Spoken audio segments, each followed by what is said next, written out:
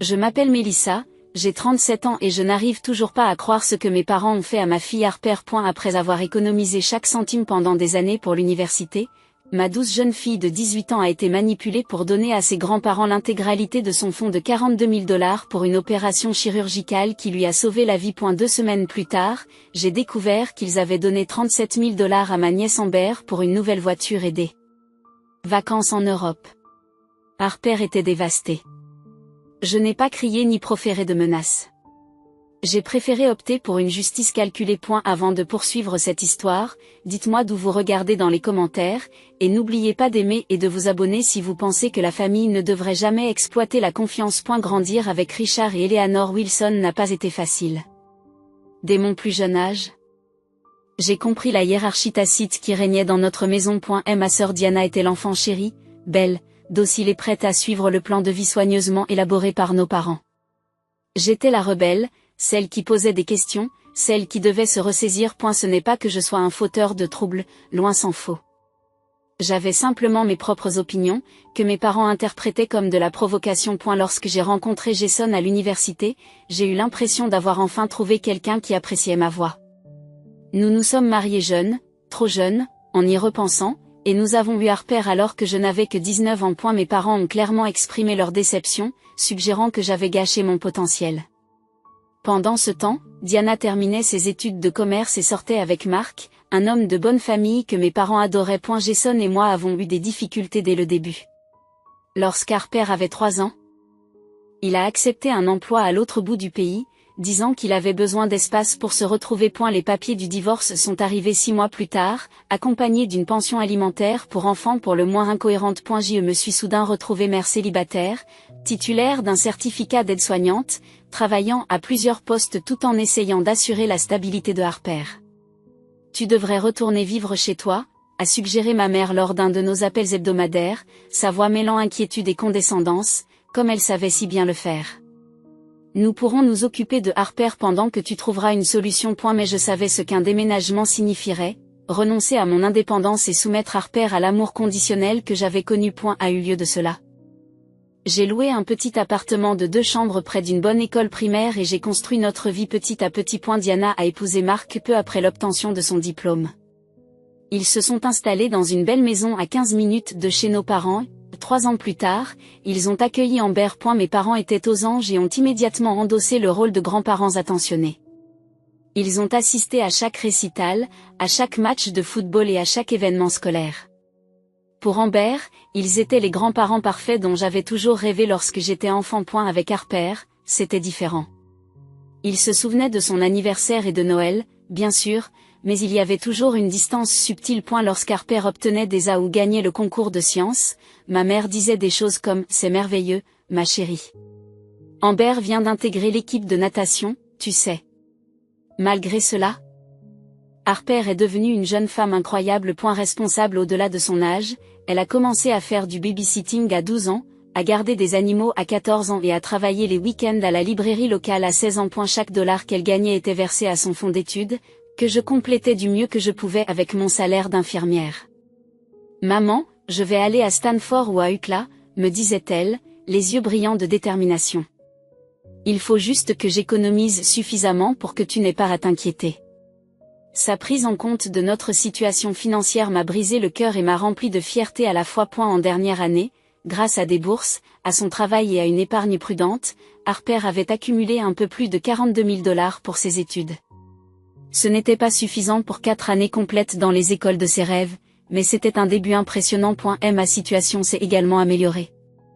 Après des années de cours du soir, j'avais enfin obtenu ma licence d'infirmière diplômée, ce qui avait presque doublé mon salaire. Nous avons déménagé dans un meilleur appartement, dans un quartier plus sûr, et pour la première fois, j'ai pu acheter de temps en temps de nouveaux vêtements à Harper au lieu de les trouver dans des friperies. Pendant ce temps, la vie de Diana et Mark poursuivait sa trajectoire parfaite.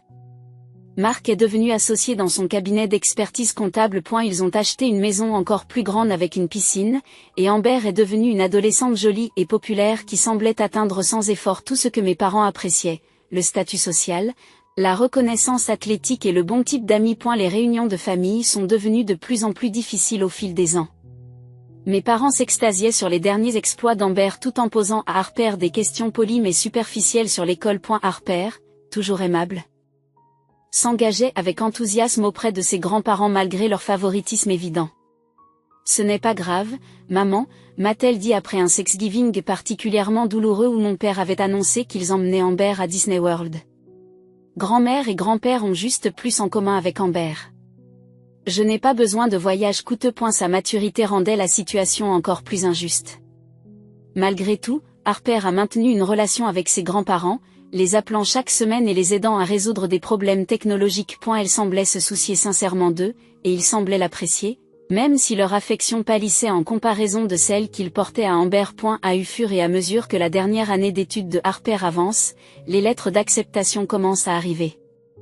UCLA, Berkeley et même Stanford l'accueillent avec des bourses partielles. Le soir où elle reçoit son acceptation à Stanford, Harper pleure de joie. Nous avons réussi, maman, m'a-t-elle dit en me serrant fort dans ses bras. Toutes ces heures supplémentaires et tous ces week-ends en valaient la peine. J'ai tenu ma fille brillante et travailleuse dans mes bras et j'ai ressenti un élan de satisfaction. Nous avions réussi malgré les obstacles, malgré le manque de soutien, malgré le rejet de nos choix par mes parents. Harper aurait des opportunités que d'autres n'ont jamais eues, et elle les avait toutes gagnées grâce à sa propre détermination. J'étais loin de me douter que toute notre planification minutieuse était sur le point d'être déréglée par les personnes qui auraient dû applaudir le plus fort à la réussite de Harper. Le mois de mars a été un mois de célébration dans notre appartement. Les lettres d'acceptation des universités continuaient d'arriver, chacune confirmant ce que je savais déjà. Harper était exceptionnelle. Et la bourse partielle de Stanford était particulièrement excitante, même si, avec l'aide financière, nous aurions toujours besoin de prêts pour couvrir le coût total. Je peux travailler à temps partiel pendant l'année scolaire, a déclaré Harper alors que nous examinions les chiffres sur la table de notre cuisine. Je peux travailler à temps partiel pendant l'année scolaire, a déclaré Harper alors que nous examinions les chiffres sur la table de la cuisine. Cela ne me dérange pas. Ne nous inquiétons pas encore de cela, lui ai-je dit. Tu as déjà tellement économisé. Profitons de ce moment. Ce soir-là, alors que Harper préparait le dîner, son téléphone a sonné. Elle a répondu avec un sourire qui s'est rapidement transformé en inquiétude. Grand-père ? Qu'est-ce qui ne va pas ? Ralentit. Elle se dirigea vers le salon, sa voix se réduisant à un murmure inquiet. Lorsqu'elle revint 20 minutes plus tard, son visage était pâle. Maman ? Grand-père doit être opéré. Quelque chose au niveau du cœur. Il pleurait. Harper voyait rarement son grand-père stoïque manifester de l'émotion, alors ses larmes l'avaient clairement ébranlé. Quoi ? Il n'a jamais parlé de problèmes de santé, ai-je dit, immédiatement méfiante. Mon père avait déjà eu recours à des situations d'urgence lorsqu'il voulait obtenir quelque chose. C'est soudain. Ils viennent de recevoir les résultats des tests. L'opération coûte 45 000 $ et leur assurance ne la couvrira pas parce qu'il s'agit d'une procédure expérimentale. Ils risquent de perdre la maison, maman. J'ai senti une sensation familière d'oppression dans ma poitrine. Et la sensation qui accompagnait toujours les manipulations de mes parents. Est-ce qu'ils t'ont demandé de l'argent, Harper ? Elle hésite. Pas directement. Grand-père a juste dit qu'ils ne savaient pas ce qu'ils allaient faire, qu'ils étaient désespérés. Maman. Ils nous ont aidés quand j'étais petite. Tu te souviens quand ils ont payé mon appareil dentaire ? L'appareil dentaire qu'ils ont gardé au-dessus de nos têtes pendant des années, malgré le fait que les vacances en famille de Diana et Marc coûtaient bien plus cher. Harper, ton fonds d'études est pour ton avenir. S'ils ont des problèmes, je peux les aider à trouver des plans de paiement. J'ai déjà dit à grand-père que je l'aiderais, interrompt-elle, la voix petite mais déterminée. C'est son cœur, maman. Et s'il meurt parce que je voulais aller dans une école chic ? Je peux faire des emprunts ou aller à l'université populaire pendant 2 ans. Les gens le font tout le temps. J'avais envie d'appeler mon père immédiatement et d'exiger de savoir quel genre de personne manipule sa petite fille adolescente. Mais j'ai aussi reconnu que Harper avait 18 ans, qu'elle était légalement adulte et qu'il s'agissait de son argent. Plus important encore. Il s'agissait d'un moment décisif dans sa relation avec ses grands-parents. Si j'intervenais trop vigoureusement, je risquais de devenir le méchant de leur histoire. Laissez-moi d'abord leur parler, ai-je suggéré.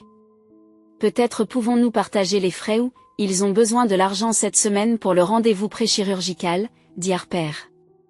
Grand-père a dit que tout retard pourrait être dangereux. L'urgence était un autre signal d'alarme, mais Harper était déjà en train d'effectuer les virements bancaires sur son ordinateur portable. Elle avait travaillé si dur pour obtenir cet argent, avait sacrifié des expériences normales d'adolescente pour l'économiser, et maintenant elle le donnait sur la base d'un coup de téléphone larmoyant. Le lendemain, nous nous sommes rendus chez mes parents avec un chèque de banque. Ma mère a ouvert la porte dans ses vêtements de jardinage, l'air parfaitement sain et serein. Lorsqu'elle nous a vus, son expression s'est transformée en quelque chose de sombre comme il se doit. « Oh, Harper, mon ange », dit-elle en embrassant ma fille et en me lançant un regard que je n'arrive pas à interpréter. « Ton grand-père se repose, mais cela représentera tout pour lui. » J'ai scruté le salon à la recherche de documents médicaux ou de signes de détresse, mais je n'ai vu que l'espace immaculé habituel. « Quel est l'hôpital qui pratique l'intervention ? Demandai-je avec désinvolture. Ma mère m'a fait un signe dédaigneux. C'est un groupe de spécialistes près de l'université. Richard a tous les détails. Lorsque mon père sortit de son bureau, il se déplaçait avec la même vigueur qu'à l'accoutumée. Aucun signe d'un homme confronté à une maladie cardiaque mortelle. Et elle est devenue très émotif lorsqu'Harper lui a tendu le chèque, promettant de la rembourser dès que possible. Nous avons la chance d'avoir une petite fille aussi généreuse, a-t-il déclaré en tapotant la main de Madame Harper. Il s'agit d'un prêt, pas d'un cadeau. Nous allons arranger les choses. Quelque chose dans son ton m'a fait froid dans le dos. J'avais déjà entendu ce genre de promesses, généralement avant une déception. Lorsque nous sommes partis, Harper semblait plus légère, comme si le fait d'avoir aidé ses grands-parents lui avait apporté une joie authentique malgré le sacrifice. A eu cours des semaines suivantes. Elle s'est renseignée sur les community colleges et les autres possibilités de bourse d'études avec la même détermination qu'elle avait mise à économiser pour Stanford. C'est juste un détour, pas une annulation, m'a-t-elle dit joyeusement. Je changerai d'établissement au bout de 2 ans. Je l'ai aidé à explorer les options possibles tout en essayant d'ignorer l'inquiétude persistante que suscitait le besoin soudain et urgent de mes parents. Ils ne nous ont pas appelés pour nous informer de la date de l'opération ou des détails de la procédure. Lorsqu'Harper les a appelés, ils ont changé de sujet pour parler de la remise des diplômes d'Amber. Puis il y a eu les étranges messages sur les réseaux sociaux. Ma mère, qui utilise rarement Facebook, a partagé des photos d'une sortie shopping avec Diana et Amber. L'une d'elles montrait Amber posant à côté d'une Audi décapotable flambant neuve avec un gros nœud rouge. Félicitations à notre merveilleuse petite fille pour son diplôme. Profitez de la voiture de vos rêves et de l'aventure européenne. Je suis si fière de ce que tu as accompli, peut-on lire dans la légende. Harper a également vu le message. Waouh! Amber a reçu une voiture pour son diplôme. C'est vraiment généreux de la part de l'oncle Mark et de la tante Diana. J'ai hoché la tête, mal à l'aise avec le timing, mais n'ayant pas encore fait le rapprochement. Ta cousine a toujours eu tout ce qu'il lui fallait. Maman, m'a gentiment réprimandé Harper. Ne sois pas comme ça. Amber est gentille, juste différente de nous. Sa générosité d'esprit a rendu la suite encore plus douloureuse. 3 semaines après que Harper eut transféré ses fonds pour l'université, j'ai croisé Diana au centre commercial Northridge. Je m'étais arrêtée pour acheter d'autres blouses d'infirmière pendant ma pause déjeuner lorsque je l'ai aperçue devant l'entrée de Nordstrom, chargée de sacs de course. Mélissa, m'a-t-elle dit en me faisant un signe de la main enthousiaste. Diana et moi entretenions une relation cordiale malgré nos différences. Je ne t'ai pas vue depuis Pâques. Comment Harper se prépare-t-elle pour l'université ? La question m'a piqué au vif, compte tenu des événements récents. Elle envisage de s'inscrire à l'université communautaire, pour des raisons financières. Pour des raisons financières. Diana a l'air sincèrement troublée. Diana a l'air sincèrement confuse. Je croyais qu'elle avait été acceptée à Stanford. C'est ce que maman et papa ont dit. C'est vrai, mais les plans changent. Je ne voulais pas parler des problèmes de santé de mes parents sans leur permission, même avec Diana. L'université populaire est pratique, dit Diana avec la facilité de quelqu'un qui n'a jamais eu à faire de tels compromis. Amber est très enthousiaste à l'idée d'aller à l'UCLA. Le cadeau de maman et papa a tout rendu parfait. Cadeau. J'ai fait écho, quelque chose de froid s'installant dans mon estomac. Le cadeau de fin d'études. Ils lui ont donné 37 000 $. Tu te rends compte? Elle a eu l'Audi qu'elle voulait? Et nous utilisons le reste pour son voyage de fin d'études en Europe. 3 semaines en France, en Italie et en Grèce. En première classe tout au long du voyage. Les yeux de Diana brillent de fierté. Maman et papa ont dit qu'ils voulaient investir dans ses expériences futures. Le monde a basculé. 37,000.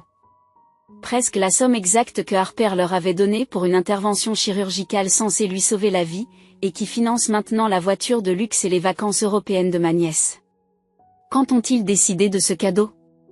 Je réussis à demander, ma voix étant étonnamment posée malgré la rage qui montait en moi. Oh, il y a des mois. Ils l'ont planifié depuis Noël. Ils voulaient que ce soit spécial, car c'est leur seule petite fille qui va directement à l'université. Diana a dû remarquer quelque chose dans mon expression, car elle s'est empressée d'ajouter, je veux dire que c'est leur seule petite fille qui sera diplômée cette année. Je me suis excusée, prétextant une urgence professionnelle, et j'ai à peine atteint ma voiture que les larmes sont arrivées. Pas des larmes de tristesse, des larmes de rage. Ils avaient délibérément manipulé Harper, inventant une crise médicale pour rediriger ses fonds d'études vers leur petite fille préférée. Et la planification minutieuse, le coup de téléphone larmoyant, les promesses de remboursement, tout cela n'était qu'une tromperie élaborée visant une adolescente confiante. Mes mains ont tremblé lorsque j'ai appelé mon père. Et elle répondit à la 4e sonnerie, semblant irritée par l'interruption. Richard Wilson à l'appareil. Comment s'est passée l'opération? Demandai-je sans préambule. Une pause. Quelle opération? L'intervention cardiaque qui a sauvé la vie de Harper, pour laquelle elle vous a donné son fonds d'études. Celle qui était si urgente que tu avais besoin de 42 000 $ immédiatement. Une autre pause, plus longue. Mélissa. Je ne sais pas de quoi tu parles. Arrête de mentir. Je viens de voir Diana. Je sais pour le cadeau de 37 000 $ d'Amber pour son diplôme, la voiture et les vacances en Europe. Qu'est-il arrivé à l'opération? Elle s'est miraculeusement rétablie au moment où l'argent d'Harper a été versé sur votre compte. Le ton de mon père est devenu froid. Cet argent était un cadeau de Harper pour nous. Ce que nous choisissons de faire avec notre argent ne vous regarde pas. Vous lui avez dit que c'était pour des frais médicaux. Vous avez dit que vous risquiez de perdre votre maison. Harper doit apprendre la générosité. Elle devenait matérialiste avec toutes ces discussions sur l'université. Amber a travaillé tout aussi dur et mérite d'être reconnue. La cruauté occasionnelle m'a coupé le souffle. Amber n'a jamais travaillé de sa vie. Harper économise depuis l'âge de 12 ans. L'université populaire sera bénéfique pour le caractère de Harper. Mon père a répondu d'un air dédaigneux. Elle a toujours été trop ambitieuse pour son propre bien. Tout comme toi. J'ai raccroché avant de dire quelque chose d'impardonnable. Pendant plusieurs minutes, je suis resté assis dans ma voiture à mesurer l'ampleur de la trahison. Ce n'était pas seulement une question d'argent. Il s'agissait de faire dérailler intentionnellement l'avenir de Harper et d'écraser son esprit. Le dire à Harper a été la conversation la plus difficile de ma vie. J'ai attendu le soir, lorsque nous étions tous les deux à la maison, et je lui ai demandé de s'asseoir avec moi dans le salon. Chérie, il faut que je te dise quelque chose à propos de l'opération de grand-père.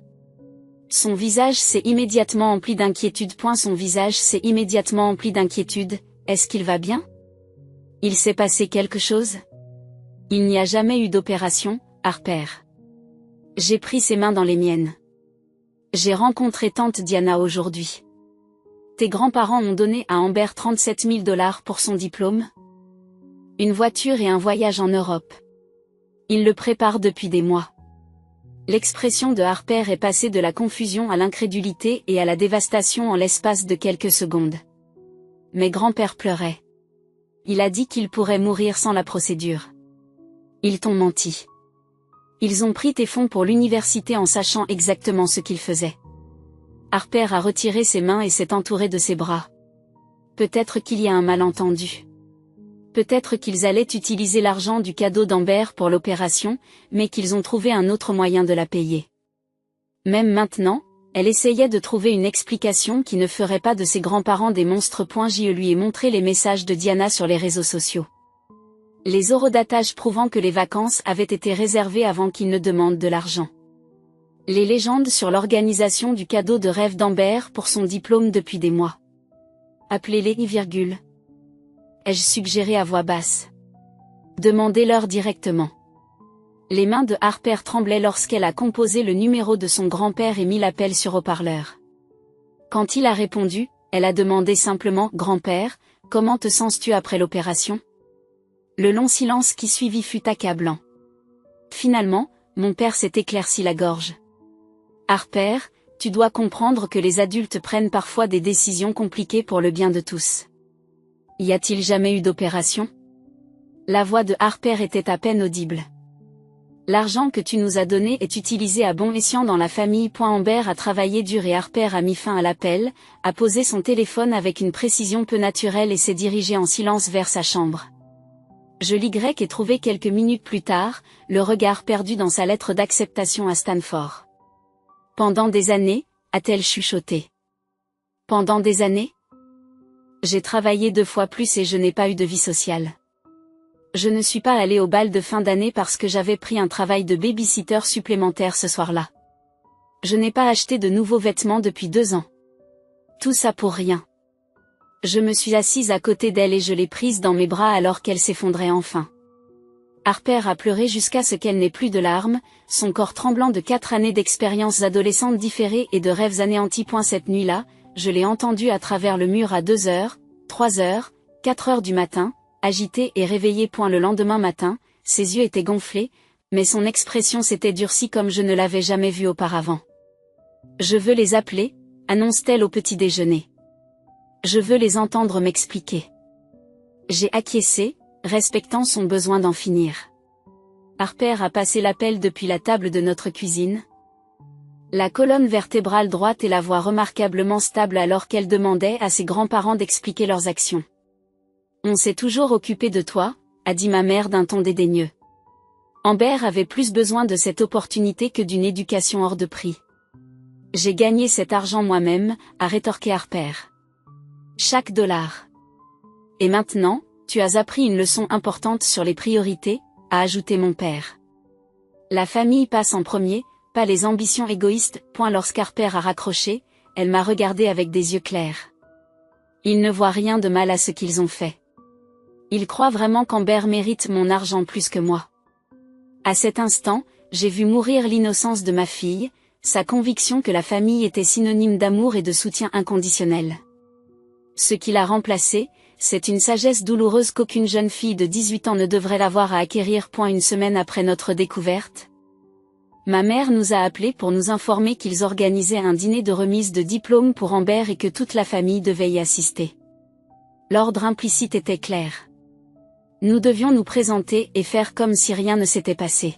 « Nous n'irons pas » ai-je dit à Harper immédiatement après avoir raccroché. « En fait, je pense que nous devrions y aller » a-t-elle répondu, me surprenant. « Je veux les voir face à face. J'en ai besoin. » J'ai reconnu la détermination dans son expression, le même regard qu'elle avait lorsqu'elle s'attaquait à des examens difficiles ou qu'elle travaillait des heures supplémentaires. C'est quelque chose dont elle avait besoin pour tourner la page, alors j'ai accepté à contre-cœur. Le soir de la célébration d'Amber, nous sommes arrivés chez mes parents exactement à l'heure. Diana, Mark et Amber étaient déjà là, ainsi que les amis les plus proches de mes parents. Les Johnson et les Garcia. La salle à manger resplendissait de la meilleure porcelaine et du plus beau cristal de ma mère, et la table était décorée d'un assortiment de mes coûteux. La voilà, la diplômée, s'exclame ma mère alors qu'Amber entre de la cuisine, ignorant ostensiblement notre arrivée. Amber était magnifique dans une nouvelle robe qui coûtait probablement plus cher que toute la garde-robe de Harper. « Où vas-tu aller à l'université, Harper » demanda gentiment Madame Johnson pendant l'apéritif. Avant que Harper ne puisse répondre, mon père s'est interposé. Harper prend une voix plus pratique.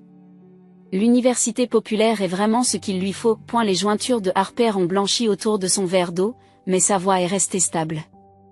En fait, j'ai été acceptée à Stanford avec une bourse partielle. Mais elle s'est raisonnablement ravisée, a ajouté ma mère avec un mince sourire. Tout le monde n'a pas besoin d'une éducation coûteuse pour être heureux. Tout au long du dîner, mes parents ont présenté de grandes photos de la nouvelle Audi d'Amber et de l'itinéraire de sa tournée européenne. Diana rayonnait de fierté tandis que Marc jetait de temps en temps des regards gênés dans notre direction.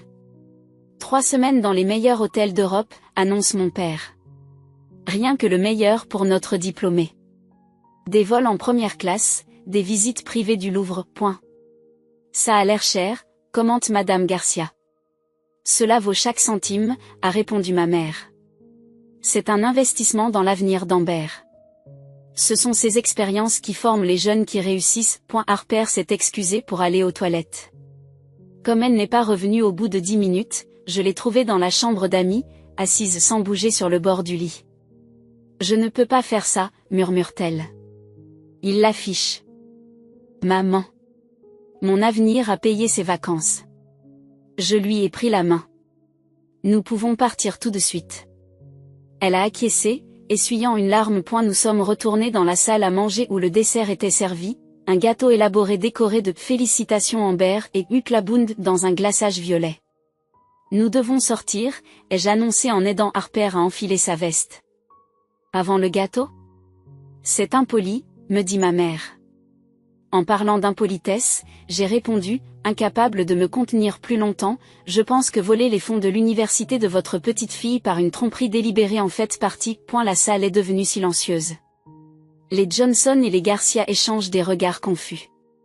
Mélissa, ce n'est ni le moment ni l'endroit, prévient mon père. Quel serait le bon moment pour discuter de la façon dont tu as inventé une fausse opération du cœur pour soutirer à Harper toutes ses économies, demandai-je. La voix dangereusement calme. Devrions-nous prévoir cette conversation après le retour d'Amber, qui a dépensé l'argent de Harper à Paris? Diana sursaute. Papa a dit que cet argent était un cadeau de Harper. Ce n'était pas un cadeau, dit Harper en retrouvant sa voix. Ils m'ont dit que grand-père avait besoin d'une opération cardiaque d'urgence ou qu'il risquait de mourir. Ils m'ont dit qu'ils risquaient de perdre leur maison. Je les ai crus. Les Garcia avaient l'air horrifiés. Monsieur Johnson, dont je me souvenais qu'il était membre du conseil d'administration de l'église avec mon père, fronça profondément les sourcils. Richard, est-ce vrai, demande-t-il. Le visage de mon père rougit de colère. Nous enseignons la générosité à Harper. Elle se concentrait trop sur la réussite matérielle. En lui mentant? Madame Garcia est incrédule. Parfois, les parents et les grands-parents doivent prendre des décisions difficiles pour le bien de tous. A déclaré ma mère. Harper s'en sortira. Elle peut progresser comme Mélissa l'a fait. Tu veux dire lutter inutilement pendant des années parce que sa propre famille l'a sabotée? J'ai répliqué. Amber, qui était restée inhabituellement silencieuse, a soudain pris la parole. Attends, tu as dit à Harper que tu avais besoin d'argent pour une opération? C'est pour ça qu'elle t'a donné ces fonds pour l'université. Ma mère a tapoté la main d'Amber. Ne t'inquiète pas, ma chérie. Harper devait apprendre que la vie n'est pas toujours juste. De cette façon, tu auras le diplôme que tu mérites. Et elle apprend une leçon importante sur les priorités. Et quelle est cette leçon? J'ai demandé. Que la famille exploitera votre gentillesse? Que la générosité est punie? Que ses rêves comptent moins que les photos de vacances d'Amber? Tu dramatises, a répondu mon père. Harper peut toujours aller à l'université. Mais ce n'est pas son premier choix. Parfois, nous devons faire des sacrifices pour la famille. Comme si tu te sacrifiais, demande Harper à voix basse. Qu'est-ce que tu abandonnes exactement dans ce scénario, grand-père? Nous avons soutenu cette famille pendant des années, s'est-il emporté.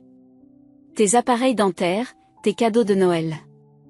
J'ai travaillé pour cet argent, interrompt Harper, la voix plus forte maintenant. Chaque week-end et chaque été depuis que j'ai 12 ans. Je te l'ai donné parce que je pensais que tu allais mourir. Et tu l'as pris en sachant exactement ce qu'il représentait pour moi. L'expression de ma mère s'est durcie. Tu es égoïste, Harper. Amber a travaillé tout aussi dur. Pourquoi? Je me suis interposée. Quel travail a déjà eu Amber? Amber elle-même semblait de plus en plus mal à l'aise. Je ne savais pas, tante Mélissa. Je jure que je ne savais pas que l'argent appartenait à Harper. bien sûr que ce n'était plus l'argent de Harper, a déclaré mon père avec fermeté. Elle nous l'a donné et nous avons choisi de l'investir dans l'avenir d'Amber. La discussion est close. Harper prit une grande inspiration et regarda directement ses grands-parents. Vous avez raison sur un point. Cette discussion est close. Notre relation l'est aussi. J'espère qu'Amber apprécie l'Europe. Elle s'est retournée et a quitté la salle à manger avec plus de dignité que la plupart des adultes. Je l'ai suivie, ne m'arrêtant que pour m'adresser une dernière fois à la salle stupéfaite. Vous n'avez pas seulement volé de l'argent. Vous avez volé sa confiance et sa chance. C'est quelque chose qu'aucune somme d'argent ne peut rembourser. Dans la voiture, Harper s'effondre à nouveau, les sanglots lui arrachent le corps. Ils ne sont même pas désolés, maman. Ils croient sincèrement qu'ils n'ont rien fait de mal. J'ai pris ma fille dans mes bras pendant qu'elle pleurait, lui faisant une promesse silencieuse. Ce n'était pas fini. Richard et Eleanor Wilson étaient finalement allés trop loin, et je m'assurerai qu'ils en subissent les conséquences pour la première fois de leur vie privilégiée. Le lendemain du dîner de remise des diplômes d'Amber, Harper s'est couché tard, l'épuisement dû au traumatisme émotionnel l'ayant finalement rattrapé. J'ai profité de ces heures de calme pour commencer à formuler un plan, en commençant par des recherches. Lorsqu'Harper est sorti de sa chambre, j'avais dressé une liste d'avocats locaux spécialisés dans les affaires de maltraitance financière des personnes âgées. Bien que la situation soit quelque peu inversée, la génération plus âgée profitant de la plus jeune, les principes juridiques pourraient toujours s'appliquer. Qu'est-ce que tu fais ? Demande Harper en se servant un café. J'étudie les possibilités qui s'offrent à nous, ai-je répondu en lui montrant mes notes. Ce qu'ils ont fait est illégal. Harper. C'était de la fraude et de l'exploitation financière. Harper a examiné les documents en silence. Je ne sais pas si je veux poursuivre mes grands-parents. Je comprends, lui ai-je assuré. Mais nous devrions au moins savoir quelles sont nos options. Serais-tu prête à parler à un avocat ? Juste une consultation. Elle a hoché lentement la tête. Elle acquiesce lentement. Juste pour savoir où nous en sommes. 2 jours plus tard, nous étions assis dans le bureau de Grace Taylor, une avocate recommandée par l'un des médecins avec lesquels je travaillais. Grace a écouté attentivement Harper expliquer la situation, la fausse urgence médicale, le transfert de fonds, la découverte ultérieure de la tromperie. Il s'agit clairement d'un cas de fraude, a confirmé Grace lorsqu'Harper a terminé. Ils ont sciemment déformé les faits pour vous inciter à leur donner de l'argent. Le fait qu'ils soient de la même famille ne fait qu'empirer les choses d'un point de vue juridique. Quelles sont nos options ? Ai-je demandé. Nous pouvons envoyer une lettre de mise en demeure demandant la restitution de la totalité de la somme plus les intérêts. S'ils refusent, nous pouvons intenter une action au civil. Étant donné qu'il s'agit d'une tromperie évidente, je pense que nous aurions un dossier solide. Cela irait-il jusqu'au tribunal ? Demande Harper, l'air inquiet. C'est possible, mais la plupart des affaires de ce genre se règlent avant le procès. Personne ne veut voir sa réputation entachée par une procédure publique, explique Grace. Surtout si vos grands-parents sont bien placés dans la communauté. Nous nous sommes quittés avec un plan provisoire. Grace rédigerait une lettre de mise en demeure donnant à mes parents 10 jours pour restituer l'argent de Harper avec les intérêts. Avant de l'envoyer, ai-je dit à Harper ce soir-là, nous devons être clairs sur le résultat que tu veux obtenir. S'agit-il seulement de l'argent, ou as-tu besoin d'une sorte de reconnaissance de leur part ? Harper a réfléchi attentivement. Je veux récupérer mes fonds pour l'université. Mais je veux aussi qu'ils comprennent que ce qu'ils ont fait est mal. Pas seulement sur le plan juridique, mais aussi sur le plan moral. Cette deuxième partie risque d'être plus difficile à obtenir, l'ai-je prévenu. Je sais que c'est le cas. Mais je dois essayer. Au cours de la semaine suivante, nous avons rassemblé des documents, relevés de virements bancaires, SMS, messages vocaux de mon père mentionnant la situation médicale urgente, et capture d'écran de messages sur les réseaux sociaux concernant les cadeaux planifiés d'Amber. Grace a intégré tous ces documents dans une lettre de demande détaillée. En attendant que la lettre soit finalisée, j'ai pris une décision difficile. J'ai commencé à contacter discrètement des personnes du cercle social de mes parents, des membres de l'église, des amis de longue date et des voisins. Je n'ai pas ébruité la situation, mais lorsque les gens ont posé des questions sur les projets universitaires de Harper, j'ai dit la vérité. Malheureusement, Harper a dû renoncer à son acceptation à Stanford. Mes parents l'ont convaincu de leur donner son fonds d'études pour une opération cardiaque d'urgence, mais ils ont utilisé l'argent pour acheter une voiture à Amber et lui offrir des vacances en Europe. Les réactions ont été universellement choquées. Monsieur Johnson, du conseil de l'église, m'a appelé directement. Melissa, je connais tes parents depuis 20 ans. Êtes-vous certaine de ces allégations? Demandez-leur vous-même, ai-je suggéré. Demandez-leur ce qu'il en est du fonds d'études de Harper et d'où vient l'argent pour les cadeaux d'Amber. Des conversations similaires ont eu lieu dans toute la communauté. Je n'essayais pas de créer une campagne de diffamation. Je me contentais d'énoncer des faits et de laisser les autres tirer leurs propres conclusions. Une alliée inattendue s'est manifestée. Stephanie Collins, la partenaire de bridge de ma mère depuis plus de 10 ans, m'a appelé après avoir entendu parler de la situation par un autre membre de l'église. Votre mère a fait quelque chose de similaire à mon neveu il y a des années, a révélé Stephanie. Elle a emprunté de l'argent pour un soi-disant traitement médical pour votre père, puis a acheté une multipropriété en Floride. Nous n'avons jamais rien dit parce que nous étions gênés. Stephanie a accepté de fournir une déclaration écrite sur l'incident précédent, renforçant ainsi notre thèse d'un modèle de comportement.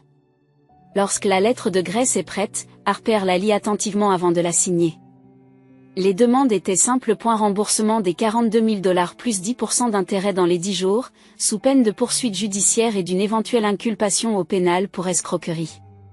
Êtes-vous sûr de ce que vous avancez? Ai-je demandé alors qu'elle me rendait le document signé. Oui, a répondu Harper avec fermeté. Même s'ils n'ont jamais reconnu que ce qu'ils ont fait était mal, au moins ils ne s'en tireront pas à si bon compte. Et la lettre a été livrée par coursier le lendemain. Ma mère m'a appelé dans les heures qui ont suivi, sa voix était chargée d'indignation. Comment oses-tu menacer tes propres parents d'une action en justice? Après tout ce que nous avons fait pour toi et Harper. Ce n'est pas une menace, maman. C'est une conséquence. Vous avez commis une fraude. Nous n'avons rien fait de tel. Harper nous a donné cet argent librement. Sous de faux prétextes. Vous avez menti en disant que vous aviez besoin d'une opération. Nous n'avons jamais dit spécifiquement que l'argent était destiné à une opération chirurgicale, a argumenté ma mère, tentant de réécrire l'histoire. Harper l'a supposé. Nous avons les messages vocaux, maman. Papa a explicitement dit qu'il avait besoin de l'argent pour une procédure de sauvetage. Il y a eu un bref silence avant que ma mère ne change de tactique. Tu as toujours été jalouse de ta sœur. C'est juste une autre tentative de créer un drame familial parce que tu ne supportes pas de voir Amber réussir. Prends l'argent. Et ça se termine tranquillement. J'ai répondu, refusant d'entrer dans sa manipulation. Sinon, nous entamons une action en justice et tout le monde dans votre communauté saura exactement ce que vous avez fait. Tu n'oserais pas. 10 jours, maman. C'est le temps qu'il te reste pour arranger les choses. Après avoir raccroché, j'ai reçu une avalanche d'appels et de textos furieux de Diana, m'accusant d'avoir tenté de gâcher la fête de remise des diplômes d'Amber et menaçant de me couper définitivement de la famille. Diana, il ne s'agit pas de toi ou d'Amber, ai-je tenté d'expliquer. Il s'agit de la manipulation de Harper par papa et maman. Ils essayaient d'aider Amber. La famille aide la famille. Harper est aussi une famille. Ils lui ont volé son avenir. Tu dramatises. Harper peut toujours aller au collège communautaire. Les conversations circulaires sont épuisantes. Personne de ce côté de la famille ne semblait capable de reconnaître la faute fondamentale qui avait été commise. Pendant ce temps, Harper luttait contre l'anxiété. Et s'il ne paie pas? Et si nous devions aller au tribunal, s'inquiète-t-elle. Alors nous irons au tribunal, lui ai-je assuré. Mais n'oubliez pas ce qu'a dit Grace, ils ne voudront probablement pas que cela devienne public. L'attente a été difficile. Harper sursautait chaque fois que son téléphone sonnait, espérant des excuses qui ne venaient jamais. A eu lieu de cela, mes parents ont tenté une contre-manipulation, en demandant à des amis de la famille d'appeler pour faire pression sur Harper afin qu'elle retire sa demande. Tes grands-parents sont dévastés, a déclaré Madame Garcia, qui avaient assisté au dîner. Ils n'ont jamais voulu te faire de mal. Alors ils peuvent me rendre mes fonds pour l'université, a simplement répondu Harper. À l'approche de la date butoir, mon amie Rachel est devenue notre rock, apportant le dîner lorsque nous étions trop épuisés émotionnellement pour cuisiner et encourageant Harper. Quoi qu'il arrive, tu t'es défendu, a-t-elle rappelé à Harper. Cela demande un énorme courage. Et la nuit précédant la date limite, Harper n'arrivait pas à dormir. Je l'ai trouvée dans la cuisine à 3 heures du matin, préparant du thé avec des mains tremblantes. Et si cela déchire la famille pour toujours, demande-t-elle à voix basse. Je me suis assise à côté d'elle, choisissant mes mots avec soin. Chérie, c'est déjà ce qu'ils ont fait en trahissant ta confiance. Tout ce que nous faisons, c'est refuser de faire comme si rien ne s'était passé. Elle a hoché lentement la tête. Elle a hoché lentement la tête. C'est juste que je n'aurais jamais pensé qu'on en arriverait là. Moi non plus. Mais en tenant la main de ma fille sur la petite table de notre cuisine, j'ai su que nous faisions ce qu'il fallait, non seulement pour les fonds de l'université de Harper, mais aussi pour son sens de l'estime de soi et de la justice. Le matin de la date limite, un coursier est arrivé à notre appartement. Harper et moi avons échangé des regards nerveux tandis que je signais pour l'enveloppe, qui semblait trop fine pour contenir un chèque. À l'intérieur se trouvait une simple feuille de papier, une lettre de l'avocat personnel de mon père, Franklin Reed. Mes clients, Richard et Eleanor Wilson, nient catégoriquement toute allégation de fraude ou de fausse déclaration. Les fonds en question ont été donnés volontairement par Harper Wilson sans aucune condition. Toutefois, afin d'éviter tout conflit familial inutile et toute dépense juridique potentielle, les Wilson sont disposés à envisager un remboursement partiel de $15 000, à verser en mensualité sur 5 ans, sous réserve de la signature d'un accord de non-divulgation et de la renonciation à toute autre réclamation. Le visage de Harper s'est effondré lorsque j'ai lu la lettre à haute voix. Ils n'admettent toujours pas qu'ils ont fait quelque chose de mal. Et ils offrent moins de la moitié de ce qu'ils ont pris, ai-je ajouté, la colère montant, avec des conditions ridicules attachées. J'ai immédiatement appelé Grace, qui n'a pas été surprise par la réponse. C'est assez typique. Ils testent votre détermination, pour voir si vous accepterez une somme moindre pour éviter le conflit. Que faisons-nous maintenant? Nous procédons comme prévu. Je vais déposer la plainte cet après-midi et faire en sorte qu'elle leur soit signifiée demain. Fidèle à sa parole, Grace a préparé les documents nécessaires. Le lendemain, mes parents ont reçu les documents à leur domicile par un huissier de justice professionnel, une femme nommée Vanessa qui a décrit plus tard le visage de ma mère comme étant absolument impayable lorsqu'elle a réalisé de quels documents il s'agissait. Les appels téléphoniques ont commencé presque immédiatement. D'abord, mon père, qui s'époumonnait à parler d'enfants ingrats et de procès frivoles. Puis ma mère. Passant des larmes aux menaces avec une aisance consommée. Diana appela ensuite, hurlant que j'étais en train de détruire la famille. Pendant tout ce temps, Harper est resté étonnamment calme. Ils n'ont toujours pas compris, n'est-ce pas? Observa-t-elle après que j'eus raccroché avec Diana. Ils croient vraiment qu'ils avaient le droit de me prendre mon argent. Les gens comme mes parents croient rarement que les règles s'appliquent à eux, ai-je expliqué. Ils ont l'habitude de faire ce qu'ils veulent. Le développement suivant est venu d'une source inattendue. 3 jours après le dépôt de la plainte, Amber s'est présentée à l'improviste à notre appartement, l'air mal à l'aise et son sac à main de marque à la main. Puis-je parler à Harper? A-t-elle demandé lorsque j'ai ouvert la porte. En privé, j'ai jeté un coup d'œil à Harper qui a acquiescé d'un signe de tête. Je serai dans ma chambre si tu as besoin de moi, lui ai-je dit. En laissant la porte ouverte pour que je puisse intervenir si nécessaire. D'après ce que Harper m'a dit plus tard, cette conversation a été éclairante. Amber n'avait appris que récemment l'étendue de la tromperie. Je savais qu'ils me donnaient de l'argent pour mon diplôme, a-t-elle avoué à Harper. Mais ils m'ont dit que cet argent provenait de leur fonds de retraite parce qu'ils voulaient investir dans mon avenir. Je n'avais aucune idée qu'il s'agissait de vos économies pour l'université. Cela aurait-il eu de l'importance si tu l'avais su, demande Harper. Amber baisse les yeux. J'aimerais le croire. Mais ce n'est pas le cas. Je ne suis pas une mauvaise personne, Harper.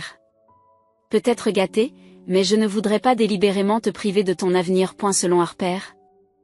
Amber semblait sincèrement bouleversée. Et la voiture et le voyage sont maintenant entachés. Maman et papa sont furieux à propos du procès. Ils n'arrêtent pas de dire que grand-mère et grand-père ont été généreux avec moi et que tu es égoïste. Tu y crois? Avait demandé Harper. Je ne sais plus quoi croire, a répondu Amber.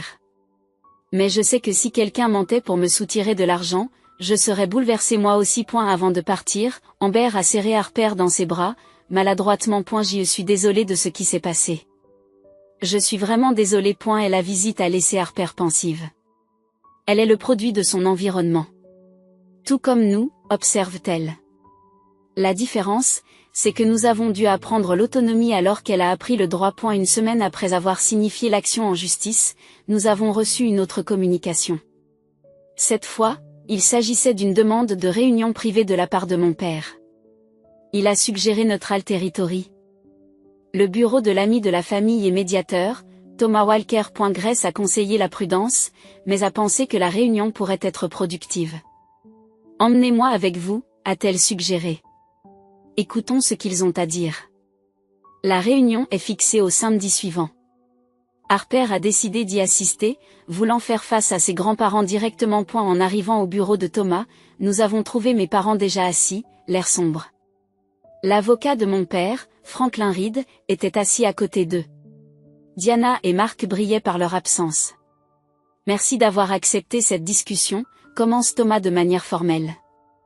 J'espère que nous pourrons résoudre cette situation à l'amiable. Mon père se racle la gorge.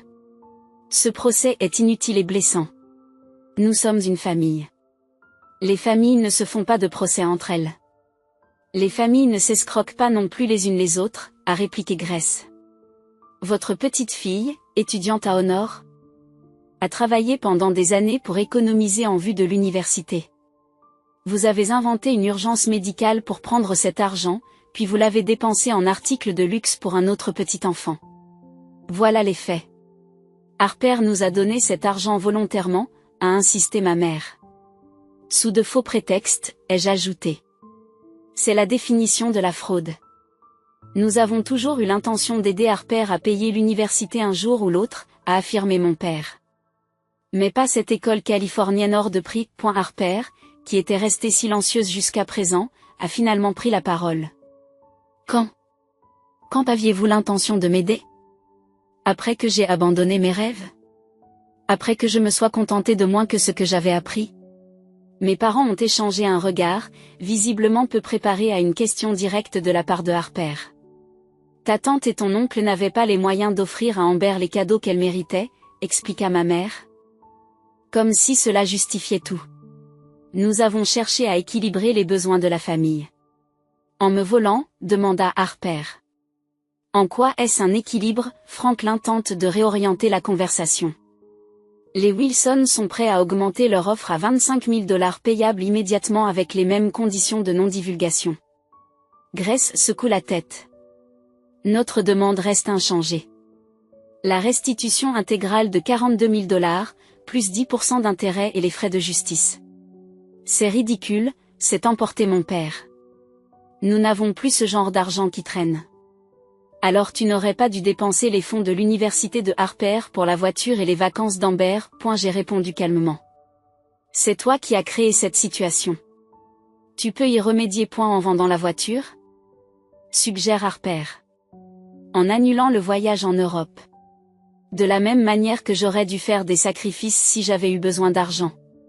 Mes parents ont eu l'air sincèrement choqués par cette suggestion. Nous ne pouvons pas faire ça à Amber, a protesté ma mère. Cela lui briserait le cœur. Comme si briser le cœur d'Harper était important pour toi? Demandai-je. La réunion a continué à tourner en rond pendant encore 1 heure, mes parents alternant entre la minimisation de leurs actions et le reproche à Harper et à moi d'être difficile. Finalement, Thomas a demandé une pause. Dans le couloir, Grace nous a pris à part. Ils commencent à se rendre compte que ça ne va pas s'arranger. Le fait qu'ils aient augmenté leur offre montre qu'ils sont inquiets. Devrions-nous y réfléchir? Demande Harper, l'air fatigué. C'est à vous de décider, répondit Grace. Mais n'oubliez pas que si nous allons au tribunal, cette affaire sera rendue publique. D'après ce que j'ai vu de tes grands-parents, leur réputation au sein de la communauté leur importe beaucoup. Harper réfléchit un instant. Je veux ce qui est juste. Je veux récupérer tout mon argent. Ils peuvent trouver un moyen d'y parvenir. Lorsque nous nous sommes réunis à nouveau, Grace a présenté notre position une fois de plus. Les conditions de mon client restent inchangées. Restitution totale dans les 7 jours, ou nous allons au tribunal. Mon père s'est penché en avant, l'expression dure. Vous réalisez que cela signifie que vous ne serez plus jamais les bienvenus dans notre maison? L'un ou l'autre d'entre vous. Harper le regarda fixement. Je me suis rendu compte que le moment où j'ai découvert que tu m'avais menti sur le fait que tu avais besoin d'une intervention chirurgicale vitale, grand-père, quelque chose dans sa dignité tranquille a semblé enfin pénétrer. L'espace d'un instant, mon père eut l'air honteux avant que son expression ne se durcisse à nouveau. Nous avons besoin de temps pour réfléchir à nos options, déclara formellement Franklin. 7 jours, répéta Grace. Après cela, nous irons au tribunal et demanderons à être découverts, y compris les dossiers financiers complets des 5 dernières années. Et la menace d'une divulgation financière a clairement perturbé mes parents, qui avaient toujours été discrets sur l'argent. Nous avons quitté la réunion sans avoir trouvé de solution, mais avec le sentiment que la dynamique du pouvoir avait changé. Que se passe-t-il maintenant?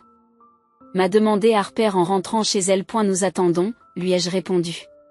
Mais d'après leur réaction à la menace de divulgation financière, je pense qu'ils vont payer. Les jours suivants se sont déroulés dans une attente tendue. Diana a appelé plusieurs fois, alternant entre supplications et menaces. Maman et papa vont peut-être devoir prendre une deuxième hypothèque à cause de toi, a-t-elle accusé. Es-tu heureuse maintenant? Ils ont choisi de dépenser l'argent de Harper pour le luxe d'Amber. Je le lui ai rappelé.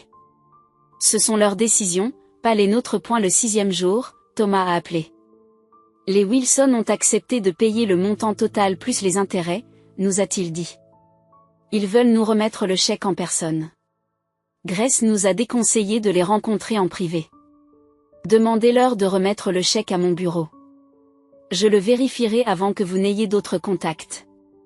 Le lendemain matin, un chèque de 46 200 $ a été remis au bureau de Madame Grace, accompagné d'une brève note. Ce paiement est effectué sans reconnaissance d'actes répréhensibles, uniquement pour préserver l'harmonie familiale. Nous espérons que cette affaire restera privée au sein de la famille. Pas d'excuses. Pas de reconnaissance. Juste une restitution financière sans responsabilité émotionnelle. Lorsque Grace a appelé pour confirmer que le chèque avait été encaissé, Harper est restée assise en silence pendant un long moment. Elle a fini par dire « Je n'ai pas l'impression d'avoir gagné. » Ce n'est pas le cas, ai-je convenu en passant mon bras autour de ses épaules. Mais c'est la justice. Tu t'es défendu et ils ont subi les conséquences de leurs actes. C'est déjà ça. Harper acquiesce lentement. Je crois que j'espérais qu'ils me verraient enfin, qu'ils me verraient vraiment, et qu'ils comprendraient ce qu'ils ont fait. Mais ils pensent toujours qu'ils avaient raison. Certaines personnes n'admettent jamais qu'elles ont tort, ma chérie. Surtout les gens comme mes parents. Ce soir-là, je trouvais Harper en train de regarder à nouveau sa lettre d'acceptation à Stanford, mais cette fois avec un petit sourire. J'ai appelé le bureau des admissions aujourd'hui, m'a-t-elle dit. Ils m'ont dit que je pouvais encore venir à l'automne si je confirmais d'ici la semaine prochaine. Pour la première fois depuis des mois. J'ai vu un véritable espoir dans les yeux de ma fille. L'argent ne pouvait pas guérir les blessures émotionnelles, mais il pouvait toujours remplir son objectif initial, offrir à Harper l'avenir pour lequel elle avait travaillé si dur. Une fois le fonds universitaire de Harper rétabli et son acceptation à Stanford reconfirmée, nous avons commencé à reconstruire ce que mes parents avaient presque détruit. Harper s'est lancé dans les préparatifs de la vie universitaire avec une détermination renouvelée, même si les cicatrices émotionnelles sont restées. Je n'arrête pas de vérifier mon compte en banque, a-t-elle avoué un soir, alors que nous achetions des articles de première nécessité pour le dortoir. J'ai peur que l'argent disparaisse à nouveau. Ce n'est pas le cas, lui ai-je assuré. Il est en sécurité maintenant. Je le sais logiquement. C'est juste qu'il est difficile de faire à nouveau confiance. La confiance est la perte qui me préoccupe le plus. Harper avait toujours été une personne optimiste qui croyait en la bonté fondamentale des gens. La trahison de ses grands-parents avait fondamentalement ébranlé cette vision du monde. 2 semaines après avoir reçu le chèque, nous avons été surpris par un autre visiteur inattendu, Diana. Elle est arrivée avec un air inhabituel, sans son apparence polie habituelle. Elle m'a demandé « Pouvons-nous parler ?» Lorsque j'ai ouvert la porte. Harper étant sortie avec des amis, Diana et moi nous sommes assises dans notre petit salon, la tension étant palpable entre nous. Maman et papa ont dû prendre de l'argent sur leur compte de retraite pour rembourser Harper, a-t-elle commencé, s'attendant manifestement à de la sympathie. C'était leur choix, ai-je répondu d'un ton ferme. Ils auraient pu vendre la voiture qu'ils avaient achetée à Amber ou annuler le voyage en Europe. Diana a tressailli. Amber a proposé de le faire, en fait. Elle leur a dit de vendre la voiture et de donner l'argent à Harper. Cela m'a surpris. Qu'est-ce qu'ils ont dit? Que ce n'était pas sa responsabilité de régler ça, qu'il s'en chargerait. Diana tourne nerveusement son alliance. Mark et moi, nous avons parlé de schémas que nous n'avions jamais questionnés auparavant. Quel modèle? Le favoritisme. La manipulation. La façon dont maman et papa nous ont toujours montés l'un contre l'autre. Elle a levé les yeux et m'a regardé droit dans les yeux. J'ai toujours pensé que j'avais de la chance. Que j'étais la préférée. Mais en regardant cette situation se dérouler, peut-être que j'étais juste celle qui était contrôlée plus efficacement. C'était peut-être la conversation la plus honnête que Diana et moi ayons jamais eue. Pour la première fois, elle semblait voir nos parents clairement, non pas comme les personnes parfaites et généreuses qu'ils se présentaient, mais comme des individus manipulateurs qui utilisaient l'argent et l'affection comme outil de contrôle. Ils ont déjà commencé à parler d'aider Amber à acheter une maison après l'université, avoue Diana. J'étais reconnaissante, mais maintenant je me demande quelles seront les conditions. Il y a toujours des conditions, ai-je confirmé. C'est pourquoi j'ai gardé mes distances pendant toutes ces années. Je ne voulais pas que Harper soit élevé sous leur influence. Tu avais raison, a admis Diana à contre-cœur. C'est juste que je ne pouvais pas le voir. Avant de partir. Diana a demandé si Harper serait prête à parler à Amber. Elle se sent très mal à propos de tout ce qui s'est passé. Elle ne savait pas d'où venait l'argent. C'est à Harper de décider, lui ai-je dit. Je ne lui mettrai pas la pression, ni dans un sens ni dans l'autre. Lorsque j'ai raconté la conversation à Harper ce soir-là, elle l'a examinée attentivement. Je crois qu'Amber ne savait pas, a-t-elle finalement déclaré. Et ce n'est pas vraiment de sa faute si grand-mère et grand-père ont fait preuve de favoritisme. Le week-end suivant, Harper a accepté de rencontrer Amber dans un café. Elle revint, l'air songeur. Comment ça s'est passé? Demandai-je. Mieux que prévu. Amber s'est excusée, vraiment excusée. Elle m'a dit qu'elle avait pensé à toutes les fois où grand-mère et grand-père lui avaient donné des choses en m'ignorant. Et qu'elle s'en voulait de ne pas l'avoir remarqué. C'est très mature de sa part. Harper a acquiescé. Elle a annulé son voyage en Europe. Elle a dit qu'elle ne pouvait pas en profiter en sachant comment il était censé être financé. À la place, elle prend un emploi de réceptionniste. Ouah.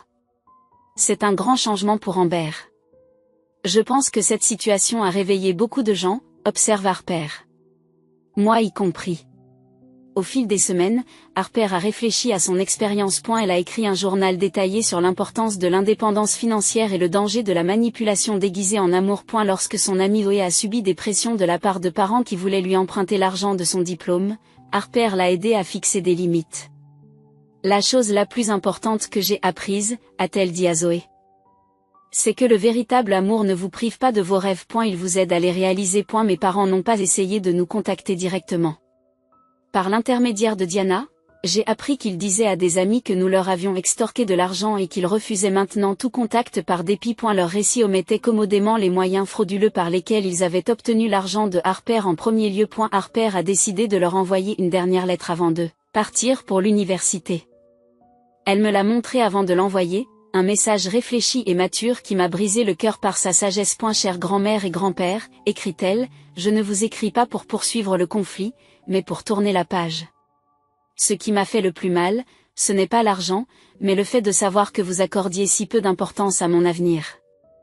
Je vous faisais entièrement confiance. Cette confiance était sacrée pour moi. Et tu l'as trahi pour quelque chose d'aussi insignifiant qu'une voiture et des vacances. Je ne m'attends pas à ce que tu comprennes à quel point tes actes m'ont blessé. Je n'attends même plus d'excuses. Mais je veux que tu saches que malgré tout, j'ai tiré de précieuses leçons de cette expérience. J'ai appris que ma valeur n'est pas déterminée par la validation des autres. J'ai appris qu'il n'est pas égoïste de se défendre. Et surtout, j'ai appris que le pardon n'exige pas l'oubli ou une vulnérabilité permanente. Je te pardonne non pas pour ton bien, mais pour le mien. Je n'emporterai pas avec moi la colère ou le ressentiment à Stanford. Cependant, le pardon ne signifie pas que je vous fasse à nouveau confiance ou que je veuille reprendre notre ancienne relation. Certains ponts, une fois brûlés, ne peuvent être reconstruits. Je te souhaite bonne chance, mais je dois protéger mes limites et mon cœur. Peut-être qu'un jour, si tu reconnais vraiment ce que tu as fait, nous pourrons construire une nouvelle relation, plus honnête. En attendant, je dois me concentrer sur mon avenir, l'avenir pour lequel j'ai travaillé et que je me suis battue pour préserver. Elle a signé la lettre, simplement Harper, et l'a postée le lendemain. Elle n'a jamais reçu de réponse. Le mois d'août arriva rapidement, amenant le jour où nous devions nous rendre à Stanford.